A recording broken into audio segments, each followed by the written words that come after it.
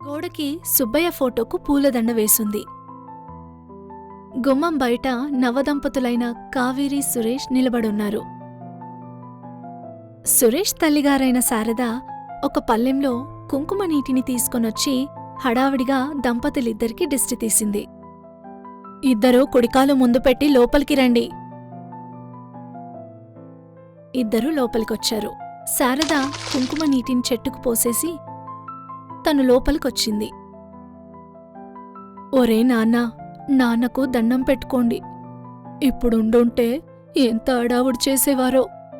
శారద కన్నీళ్లు పెట్టుకుంది. మూతి 3 వంకర్లు తిప్పుతూ కావేరి, సర్లేండి, శుభమాని పెళ్లి చేసుకుని రాగానే పోయినోళ్లకు దండమెట్టడమేంటి? మీరు మాత్రం ఏళ్లకాలం ఉంటారా? కావేరి, ఏంటది? కాపురానికి వచ్చి రాగానే మా అమ్మ గురించి ఏంటా మాటలు? పోన్లేరా, చిన్నపిల్ల. అయినా తను అన్నదాంట్లో తప్పేముంది? ఎల్లకాలం ఉంటానా ఏమిటి? అమ్మా, నువ్వలా వెనకేసుకొచ్చావనుకో, రేపు నిన్ను గుమ్మం బయట నిలబెడుతుంది. అది నేను భరించలేను. చూడు కావేరి, మా నాన్న నా చిన్నప్పుడే చనిపోతే నన్ను కళ్ళల్లో పెట్టుకు చూసుకుంది. సురేష్ అక్కడ్నుండి విసురుగా గదిలోకి వెళ్ళిపోయాడు. మనసులో కావేరి, లాభం లేదు, వీలైనంత తొందరగా మా వారి నుండి ఈ ముసల్దాన్ని దూరం చేయాలి. లేకపోతే 24 గంటలు అమ్మ భజన చేస్తూ కూర్చుంటాడు. వంటింట్లో శారద కూర్చుని పొయ్యిలోకి పొగగొట్టం పెట్టి ఊదుతోంది. కట్టెలు ఒక పట్టాన నిప్పు రాజుకోవట్లేదు. అత్తయ్య, పోనీ నన్ను నిప్పు రాజేయమంటారా? అయ్యో, నీకెందుకు తల్లి కష్టం? పసిపిల్లవు, ఇవన్నీ తర్వాత నేర్చుకుందువులే. ఏమో అత్తయ్య, మీరు కష్టపడుతుంటే చూడలేకపోతున్నాను. నీదెంత మంచి మనసు తల్లి. వద్దమ్మా, నాకివన్నీ అలవాటే. నువ్వలా కూర్చో, క్షణాల్లో వంట చేసి వడ్డించేస్తాను. బయటకు వెళుతూ శారద, కిరోసిన్ తీసుకొనొస్తానమ్మా, జాగ్రత్త, పొగకి దూరంగా ఉండు. శారద అటు వెళ్ళగానే కావేరి పనిగట్టుకుని పొయ్యి ముందుకు వెళ్ళి పొగ తన మొహం మీదకు వచ్చేలా కూర్చుంది. శారద తిరిగొచ్చేలోపు కావేరి కళ్ళు నులుముకుంటూ పొయ్యికి కొంత దూరంలో నిలబడుంది. కంగారు పడుతూ శారద, అయ్యయ్యో, ఏం జరుగుతోంది తల్లి? పొగ కళ్ళలోకి పోయిందా? అవునత్తయ్య, అంతకీ దూరంగానే నిలబడ్డాను. శారద తన కొంగును నీటిలో ముంచి కావేరి కళ్ళకు అద్దింది. వెళ్ళి కాసేపు విశ్రాంతి తీసుకో అమ్మా, వంట అవగానే చెప్తాను. అలాగే అత్తయ్య. చీకటి పడింది. సురేష్ బైకు మీద వచ్చి ఇంటి ముందు ఆగాడు. లంచ్ బాక్స్, బ్యాగు తీసుకుని ఇంట్లోకి వెళ్ళాడు. శారద మంచినీళ్ల గ్లాసుతో ఎదురొచ్చింది. మంచినీళ్లు కూడా తీసుకోకముందే తల్లితో సురేష్, కావేరి ఏదమ్మా? కాస్త తలనొప్పిగా ఉందని పడుకుందిరా. కంగారుగా సురేష్, కాస్త తలనొప్పా? అంత సింపుల్గా చెప్పావేంటమ్మా? టాబ్లెట్లేమైనా ఇచ్చావా? నాకవన్నీ ఏం తెలుసురా నాన్న. కణతలకు కాసేపు మర్దన చేశాను, తగ్గిపోతుందిలే.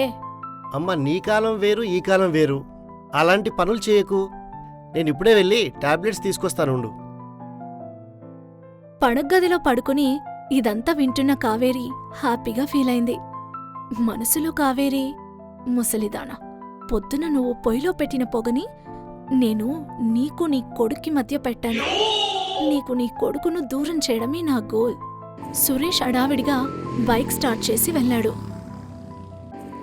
మళ్ళీ బండి మీద ఇంటి ముందుకొచ్చి ఆపాడు. గబగబా ఇంట్లోకి వెళ్ళి కావేరికి టాబ్లెట్ నీళ్లు ఇచ్చాడు. కావేరి నుదుటిపై చెయ్యి వేసి, జ్వరం ఏమీ ఉన్నట్టు లేదు గాని కళ్ళేంటి కావేరి ఎర్రబడ్డాయి? ఏం చెప్పమంటారు? పెళ్ళే అత్తారింటికి వచ్చిన అమ్మాయికి ఇలాంటివన్నీ కామనే. ఎహే, సీరియల్స్ డైలాగులు కాక స్ట్రైట్గా చెప్పు. మధ్యాహ్నం అత్తయ్య వంట చేస్తుంటే నేనెలాగో నేర్చుకోవాలి కదా అనుకుని వెళ్ళాను. పొగ కళ్ళల్లోకొచ్చింది. అప్పుడే నువ్వు వంట నేర్చుకుని సుబ్బయ్య గారి హోటల్ ఏమైనా పెట్టాలా? హడావుడిగా బయటకొచ్చిన సురేష్ తల్లిని పిలిచాడు. వంటింట్లో నుండి శారద పరిగెత్తుకొచ్చింది. ఏంటమ్మా నువ్వు? అప్పుడే దానికి వంట నేర్పించాల్సిన అవసరం ఏమొచ్చింది? అబ్బే, నేనేమీ అనలేదు నాన్నా. తనే వచ్చి పొయ్యి దగ్గర నిలబడేటప్పటికి పొగ కళ్ళల్లోకి పోయింది. చిరాగ్గా సురేష్, సరే, వయసులో చిన్నది. ఏదో తెలియక వంట నేర్చుకుంటానంటే ఇప్పుడే ఎందుకమ్మా అనాలి కదా. అది సరే గాని నాకు హైదరాబాద్కి ట్రాన్స్ఫర్ అయిందమ్మా. మనం ఎల్లుండి బయలుదేరాలి. మా ఫ్రెండ్ ఆల్రెడీ ఇల్లు కూడా చూసి పెట్టాడు. కొత్తగా పెళ్ళైన మీ ఇద్దరి మధ్య నేనెందుకు నాన్నా పానకంలో పుడకలా? అయినా నేను కాపురానికొచ్చినప్పటి నుండి ఈ ఇంటిని వదిలి ఎక్కడికి వెళ్ళలేదు. సరే, ఇప్పుడు కాకపోయినా కొన్ని రోజులయ్యాక అక్కడికి వద్దులే. ఎందుకంటే ఒక్కదానివి ఇక్కడ ఉండడం అంత క్షేమం కాదు. శారద మౌనంగా ఉండిపోయింది. శారద పొయ్యి ముందు కూర్చుని రకరకాల పిండి వంటల్ని వండుతోంది. ఓ 4 అడుగుల దూరంలో కూర్చుని కావేరి చూస్తోంది. అమ్మాయ్, పగలంతా అబ్బాయి ఆఫీస్కెళ్ళినప్పుడు ఒక్కదానివే ఉంటావ్. జాగ్రత్తగా ఉండు తల్లి.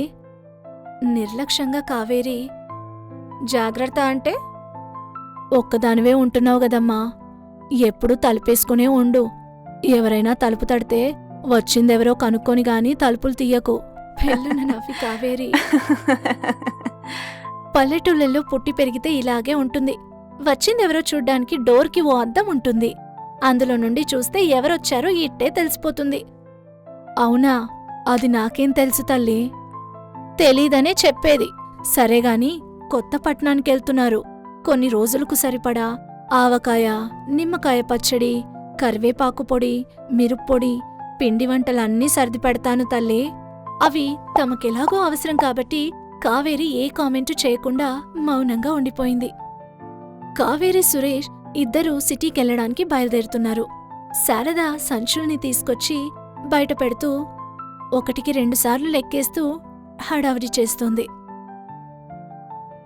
ఆటో రాగానే కావేరి ఎక్కి కూర్చుంది. సురేష్ తల్లిని హక్కున చేర్చుకున్నాడు. శారద కళ్ళల్లో నీళ్లు తిరిగాయి. అమ్మా జాగ్రత్త, రోజూ ఫోన్లు చేస్తుంటాను. అయినా ఎన్ని రోజుల్లే, కొన్ని రోజులయ్యాక నువ్వు కూడా అక్కడికి వచ్చేద్దువు గాని. నాకేం భయం లేదు నాన్నా, ఇది మనిల్లేగా. నేను జాగ్రత్తగానే ఉంటాను. నువ్వేం భయపడకు. కావేరి, సురేష్ ఆటోలో వెళ్ళిపోయారు. శారద చెయ్యి ఊపుతూ నిలబడిపోయింది. ఇదంతా పక్కింట్లో ఉండే సుమారు 60 ఏళ్ల వెంకట్రావు చూస్తున్నాడు.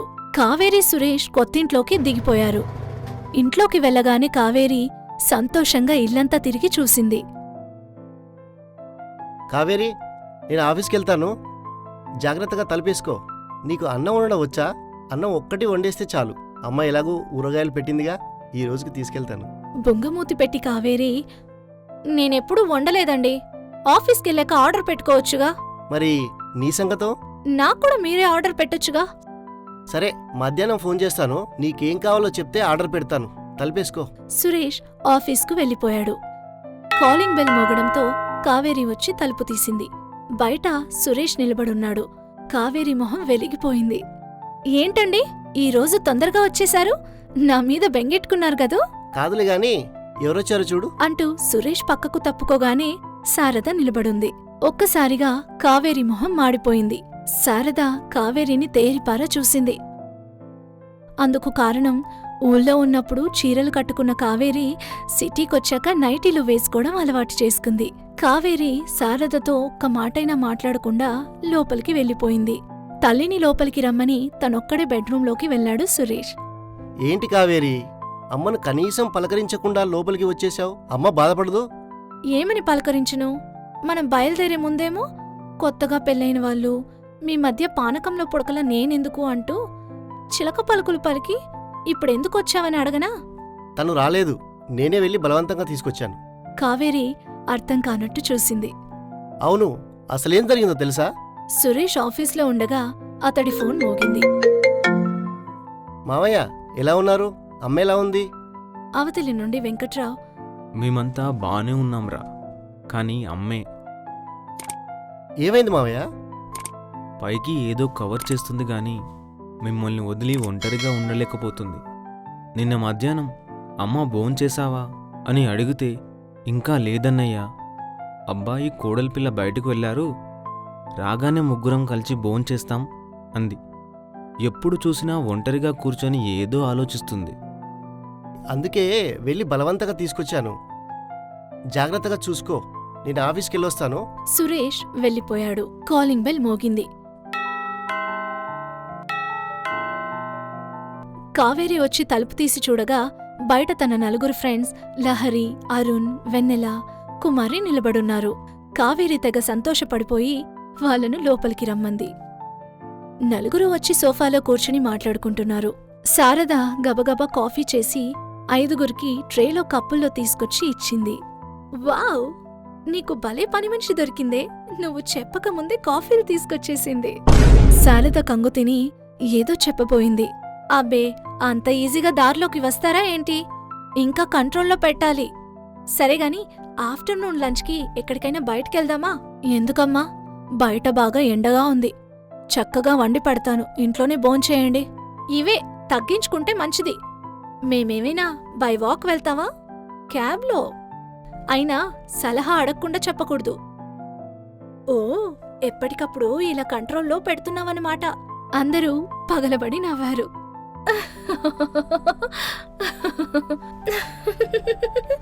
శారద చిన్నబుచ్చుకుంది.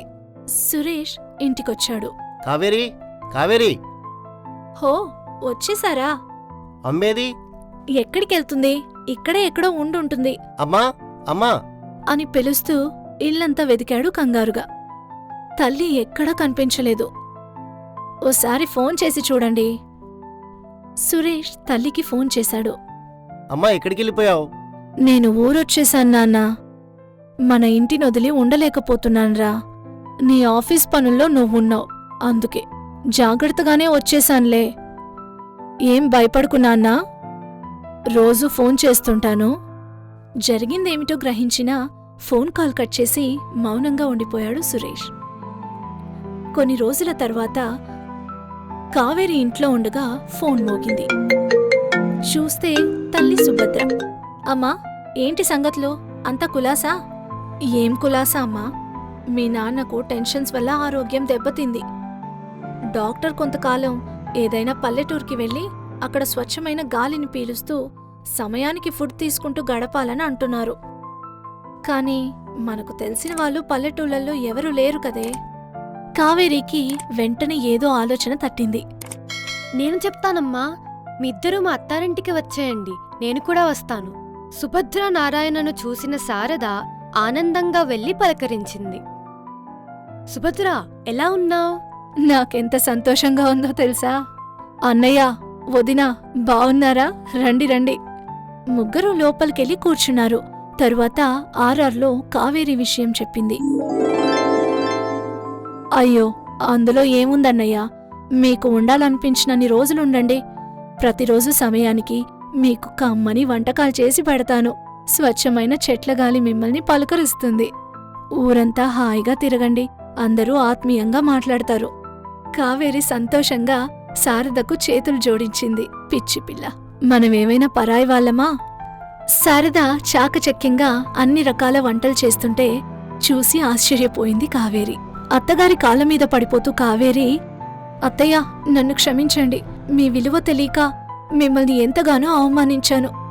నాక్కూడా వంట నేర్పించండి, ఇంటి పనులన్నీ నేర్పించండి, నేర్చుకుంటాను. కోడల్ని పైకి లేవనెత్తుతూ శారద, ఏంటి తల్లి ఆ పిచ్చి మాటలు? నువ్వు నాకు కోడలివి కాదు, కూతుర్లాంటి దానివి. కడుపులో పెట్టి చూసుకోను.